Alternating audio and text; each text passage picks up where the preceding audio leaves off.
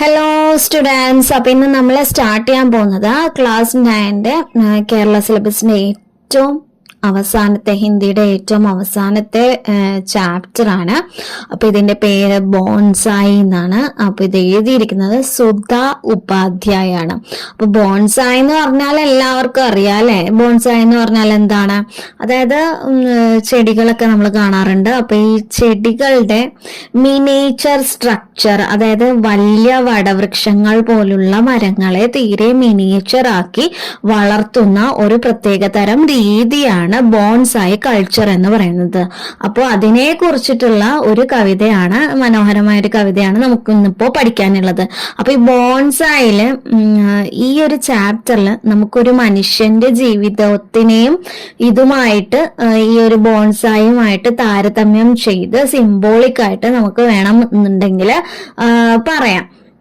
അപ്പോ നമുക്ക് നോക്കാം. അതായത് ബോൺസായി എന്ന കവിതയിലൂടെ ഇവിടെ കവിയത്രി പറയാൻ ആഗ്രഹിക്കുന്ന കാര്യം എന്താണെന്ന്, മനുഷ്യന് നിയന്ത്രണങ്ങളാൽ പൂട്ടിയിട്ടാൽ അവന് ഒരിക്കലും അവന്റെ കഴിവുകളെ പുറത്തെടുക്കാനും അവന് ശരിയായ രീതിയിൽ കുതിച്ചുയരാനും സാധിക്കുകയില്ല. എന്നാൽ സ്വാതന്ത്ര്യവും ശരിയായ സാഹചര്യവും ലഭിച്ചാൽ അവൻ പൂർണ്ണമായി വളർന്ന് പൂക്കാനും അവന് പുഷ്പിക്കാനും തന്റെ കഴിവുകളെ പ്രതിഫലിപ്പിക്കാനും കഴിയും എന്നതാണ് ഈ കവിതയിലൂടെ നമുക്ക് മനസ്സിലാക്കി തരുന്ന കാര്യം. അപ്പോൾ നമുക്ക് സ്റ്റാർട്ട് ചെയ്യാം. ബോൺസായി. തുമ്നെ ആംഗൻ സെ ഖോദ് കർ മുझे ലഗാ ദിയാ സുന്ദർ ഗംലെ മേ. അതായത് നീ എന്നെ മുറ്റത്തു നിന്നും, ആംഗൻ മുറ്റത്തു നിന്നും കുഴിച്ചെടുത്ത്, ഖോദ്കർ കുഴിച്ചെടുത്തിട്ട്, വേരോടുകൂടി കുഴിച്ചെടുത്തിട്ട്, മുझे ലഗാ ദിയാ സുന്ദർ ഗംലെ മേ, എന്നെ നല്ല ഭംഗിയുള്ള ഒരു ചെടിച്ചട്ടിയിലേക്ക് അല്ലെങ്കിൽ പൂച്ചട്ടിയിലേക്ക് മാറ്റി. ഫിർ സജാ ലിയാ ഘർ കെ ഡ്രോയിങ് റൂം മേ, എന്നിട്ട് എന്നെ നല്ല ഭംഗിയായിട്ട് അലങ്കരിച്ച് ഡ്രോയിങ് റൂമില്, ആതിഥേയരെല്ലാവരും വന്നു പോകുന്ന ഡ്രോയിങ് റൂമിലാണ് എന്നെ വെച്ചത്. ഹർ ആനെ ജാനെ വാലെ ബഡി ഹസ്രത് സെ ദേഖ്തെ ഹെ, വരുന്നവരും പോകുന്നവരും എല്ലാവരും തന്നെ വളരെ അത്ഭുതത്തോടെ എന്നെ നോക്കി കണ്ടു.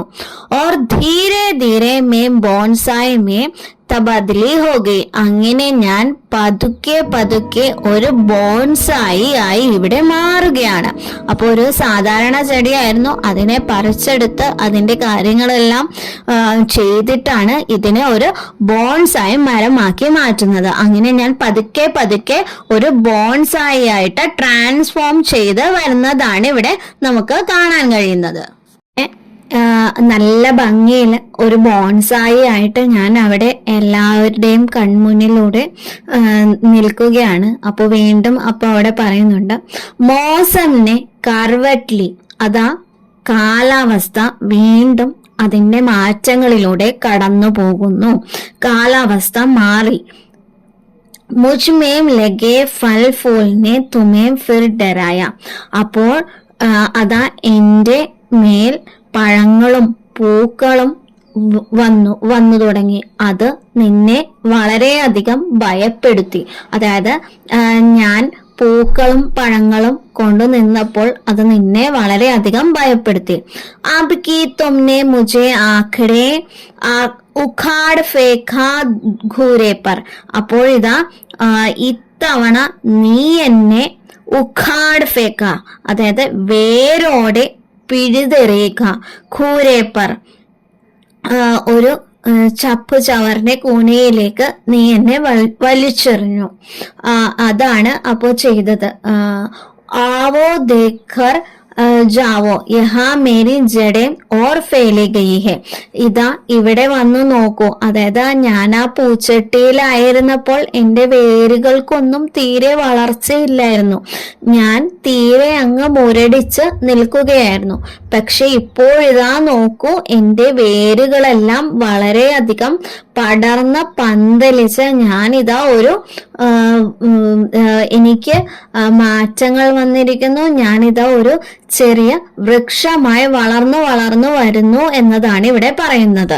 അപ്പോ ഇതാണ് നമുക്ക് ഇവിടെ മനസ്സിലായിരിക്കുന്ന കാര്യം. ഇവിടെ പറഞ്ഞിരിക്കുന്നത് എന്താ വെച്ചാല്, ബോൺസായി എന്ന ഈ ഒരു കവിതയെ നമുക്ക് മനുഷ്യ ജീവിതവുമായി ബന്ധിപ്പിച്ചിട്ടുള്ള ഒരു പ്രതീകാത്മകമായ വിശദീകരണമാണ് നമുക്കിവിടെ കിട്ടുന്നത്.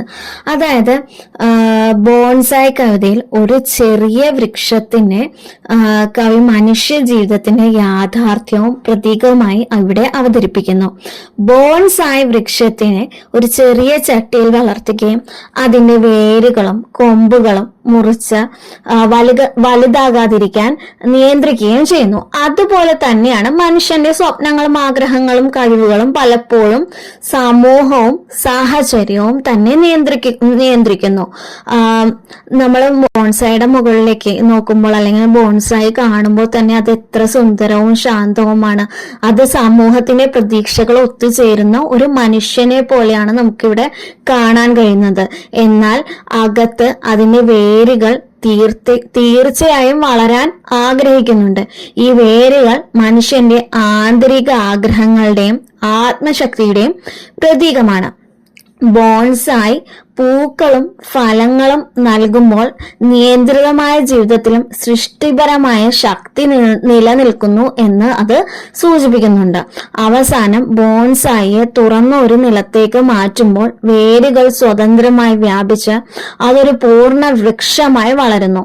ഇത് സ്വാതന്ത്ര്യങ്ങളും അവസരങ്ങളും ലഭിച്ചാൽ മനുഷ്യൻ തന്റെ മുഴുവൻ കഴിവുകളും പ്രകടിപ്പിക്കും എന്ന് വ്യക്തമാക്കുന്നു. എഴുത്തുകാരിയെ പറ്റി പറയുകയാണെങ്കിൽ സുധ ഉപാധ്യായാണ് ഈ കവിത നമുക്കായിട്ട് എഴുതിയിരിക്കുന്നത്. ഇന്നത്തെ ഹിന്ദി എഴുത്തുകാരിൽ സുധ ഉപാധ്യായക്ക് ഒരു പ്രമുഖ സ്ഥാനമുണ്ട്. അവർ ഉത്തർപ്രദേശിലാണ് ജനിച്ചത്. അതുകൊണ്ട് തന്നെ അവരുടെ പ്രധാന കൃതികളും ായിട്ടുള്ള ഇസ്ലിയെ കഹൂംഗി മേ, बोलती चुप्पी, पाड़ पुनर्पाड़, औपन्यासिक चरित्रों में वर्चस्व की राजनीति, ചൗഠോം ദശകോം കെ ബാദ് ആദി ഉൻകി പ്രമുഖ രചനയും. ഇതെല്ലാം അവരുടെ പ്രമുഖമായ രചനകളിൽ പെടുന്നവയാണ്. ഇനി അടുത്തത് പറയുന്നത് ഷീല സിദ്ധാന്തകർ അവാർഡ്, അമർ സരസ്വതി സമ്മാൻ, സാഹിത്യ ഗൗരവ് സമ്മാൻ, മൈഥിലി ശരൺ ഗുപ്ത പുരസ്കാർ ഇവയെല്ലാം തന്നെ ഇവർക്ക് പ്രാപ്തമായിട്ടുണ്ട് അല്ലെങ്കിൽ ലഭിച്ചിട്ടുണ്ട് എന്നുള്ളതാണ്. അപ്പോൾ എല്ലാവർക്കും ഈ വീഡിയോ ഇഷ്ടമായി എന്ന് വിചാരിക്കുന്നു. ഒന്ന് ലൈക്ക് ചെയ്യുക, ഷെയർ ചെയ്യുക, സബ്സ്ക്രൈബ് ചെയ്യുക, സപ്പോർട്ട് ചെയ്യുക. Okay, thank you.